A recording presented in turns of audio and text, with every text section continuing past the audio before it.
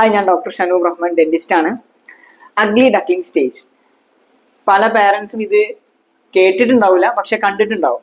ക്ലിനിക്കിൽ കുട്ടികളെ കാണിക്കാൻ വേണ്ടിയിട്ട് പാരൻസ് വരുമ്പോൾ നമ്മളോട് ചോദിക്കുന്ന ഒരു കാര്യമാണ്, ഡോക്ടറെ പല്ല് വന്നപ്പോൾ ഫ്രണ്ടിലെ പല്ല് വന്നപ്പോൾ ഇങ്ങനെ വിടർന്നിട്ടാണ് വന്നത്, ഗ്യാപ്പ് ഉണ്ട്, പല്ല് ചെരിഞ്ഞിട്ടാണ്, കാണാനൊരു ഭംഗിയില്ല, ഇത് ശരിയാവോ, എന്തെങ്കിലും ട്രീറ്റ്മെന്റ് എടുക്കണോ, അതോ ബാക്കി പല്ലു ഇനി അങ്ങനെ തന്നെയാണോ വരിക, ഇതിനെന്തെങ്കിലും കറക്ഷൻ, എന്തെങ്കിലും റെമഡീസ് ഉണ്ടോ എന്നൊക്കെ ചോദിക്കാറുണ്ട്.